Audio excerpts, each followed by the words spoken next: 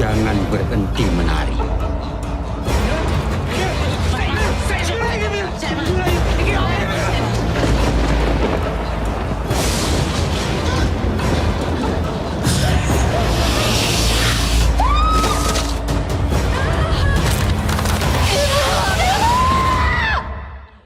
Dancing Village, The Curse Begins. Okay, hear me out. I know that title is absolute garbage, but let me explain, okay? This is an Indonesian film that just recently popped up on Shudder. If you know me, you know I have a soft spot for Indonesian horror ever since finding the May the Devil Take You series. It's surprisingly good, and that's been the case with pretty much every single Indonesian horror movie I've seen. They've all been really creative and unique and feature very talented casts and usually incorporate native culture and folklore into the films as well, and I love that. I'm a sucker for that. I'll admit it. I have a weakness and it's that. I like the cultural aspects. I think it's really, really cool.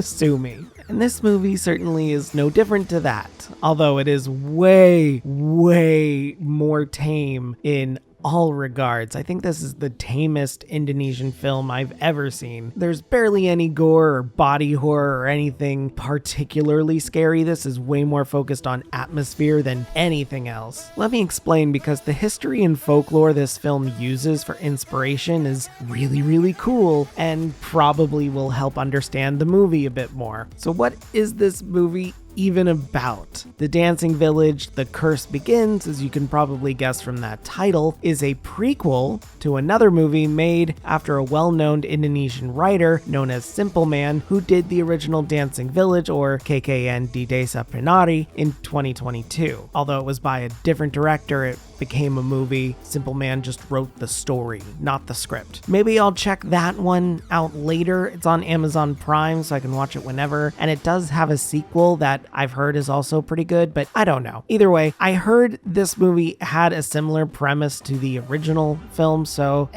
This one in particular is set in the 80s, following a woman named Mila who is trying to return a cursed item to an estranged village in order to cure her mother of a strange disease. Unbeknownst to Mila, the village is inhabited by a dancing witch or demon or something, forgive me if I mispronounce any of these words, I do not speak the language, known as Badarawuhi, who will do anything to get her stolen item back. Right off the bat, I want to say that this movie isn't really scary at all. It does have some intense scenes here or there, but there's no real scary creature out to get the characters, and there's no real monsters. There's some instances where there's kind of creepy practical makeup on, but nothing too wild, just a lot of creepy images particularly, and some live snakes that are thrown in for good measure. Instead, this movie has a very vain but beautiful woman who can control people's bodies and force them to dance or see visions. I actually kind of like that. You have to be really creative in order to get that to work properly, and the film is plenty creative. It also has some pretty imaginative cinematography moments as well. Like, it has some scenes where characters will lie down on something or look around just to have the entire world shift and change around them in one unbroken shot. That's impressive, and it does look really, really cool when it happens, which thankfully happens more than once or twice. It happens a few times, not throughout the entire film, but in the latter half it's there. The acting also is pretty solid by everyone, but I do want to call out some amazing face acting by Maudie Efrosina as Mila. There are a bunch of moments where she's not in control of her body or seeing something and being forced to dance and such, where she has to move her face to act how uncomfortable and unnerved she is while it's all going on and being puppeted around. That can be really difficult to do, and she pulls it off flawlessly. Seriously, some great work there. I also want to give props to Badarawuhi herself, played by Alia Sarah, who was also Badarawuhi in the original two movies. So cool, I kind of like that she's embodying the character more. It seems like Badarawuhi is going to be an Indonesian horror icon, much like Pennywise is here or something, or Megan. Either way, it's cool. Alia Sarah brings such a cold and confident demeanor that fits this character so well. She's gorgeous and yet incredibly cunning. She lies through a golden smile and just exudes this air of confidence and mystery whenever she's on screen. She can do all these things, but her motives are still kind of a mystery, and she has her own thing going on, and it's really cool. I like everything they did with this character, even if at some points they just kind of have her standing creepily in a doorway or something, and you just see this normal looking woman in a dancer garb just standing in a doorway. I don't think that's supposed to be creepy, but sure.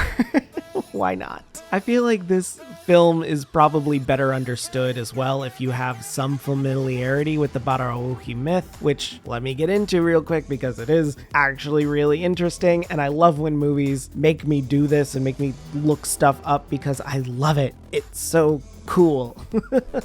So let me get into it real quick. The Badarawuhi myth stems from real Javanese belief that she is a snake demoness or enchantress that exists on the southern part of the island of Java and lives in a ghost world, translated to what I can find as, quote, the unseen realm, with a bunch of dancers and ghosts who I guess party and please her? I'm not sure. To stave off her curse, residents of the city she is cursing must perform a dancing ritual where the Badarawuhi would select a, quote, dawa to join her and dance for eternity for her amusement. Again, her design is striking and her existence and focus is used as a metaphor, as all monster movies should, for cultural identity and indigenous beliefs in this case. It is a really interesting mythology that stems from the original myth following the Queen of the South Sea, Kanjeng Ratu Kidul from Java. I highly recommend reading up on all of it because it's just so cool and such a fun read. There's so many cool things going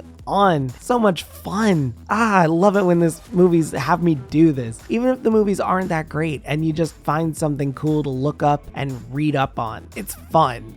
Regardless, does that make the movie scary? Honestly, no. This film is not scary at all. It definitely has some tense moments and some creepy imagery here or there, but it doesn't come close to the director's other movie I've seen. This was directed by Kimo Stambul, who did the 2019 Queen of Black Magic film, which was a spiritual sequel to an identically named film from 1981, but followed similar characters. I watched that, I really liked it. Maybe this guy just likes sequels and prequels? I'm not sure. This movie had just as strong performances and cinematography as The Queen of Black Magic, but the story didn't have as much nuance, and the magical torture and gore that The Queen of Black Magic had was nearly completely absent from Dancing Village. Dancing Village did have a couple of moments of wild practical makeup effects and one small scene of body horror, I guess, but nothing that I would call particularly gory or uncomfortable like you would see with the climax to Black Magic, which, if you haven't seen it, oh boy, I love that magical torture scene. It's great.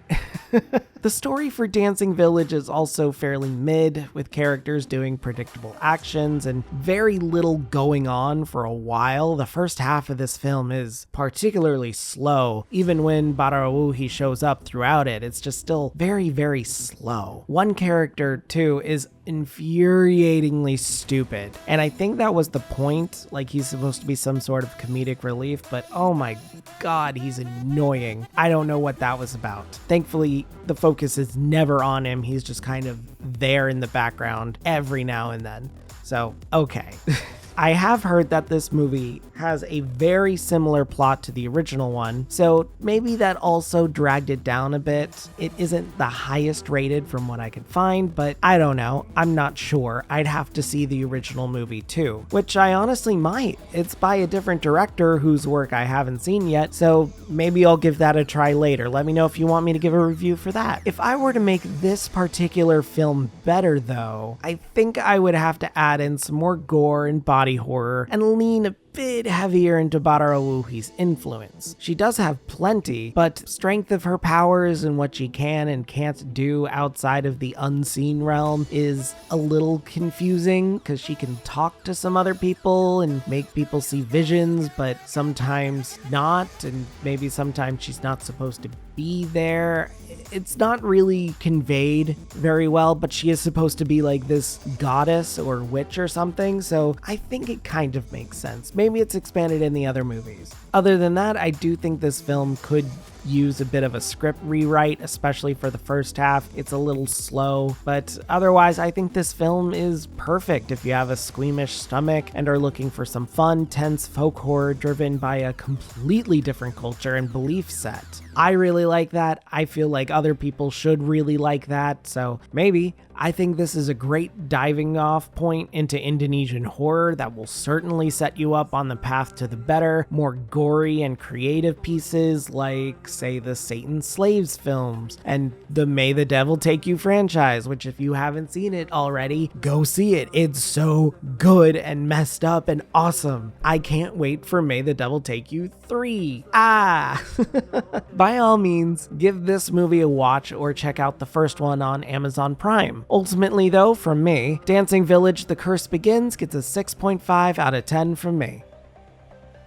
Hey guys, thanks for sticking around for another one. I was originally going to watch an Addams Family movie, which I have reviewed here before. I think it was Pyowacket, but it's a family-led team, so husband, wife, and their daughter, and they just make these very low-budget, handmade films, if I can say that, where it's just the family project getting together. I really like that. Pyowacket was just okay. I really like The Deeper You Dig. I think more people should see that one. That one's fun. Otherwise, yeah, I'm kind of getting more into the Indonesian horror here. Like I said, Satan Slaves is great. The Queen of Black Magic was really good. Both this one and the 1981 one was good. I can't recommend enough of these. There's so many, and they're all so interesting and unique. Otherwise, coming up, I know Beetlejuice is next week. We have Joker 2 coming out, which I'm going to see. Oh my God, there's a lot of sequels. What is up with that? Anyway, I don't know. What do you guys think of this one? Are you familiar with the Badarawuhi myth or other myths from Java or Indonesia in general? Let me know in the comments below. Don't forget to like the video, subscribe, ring that bell so you don't miss a video, and yeah, that's it. Have a great day, and if you're not, have a better one. See ya. I'm just a ghost in your stereo, the fading memory of a shipwreck in the undertow. You're just a lost soul, and I'm just a ghost in your stereo.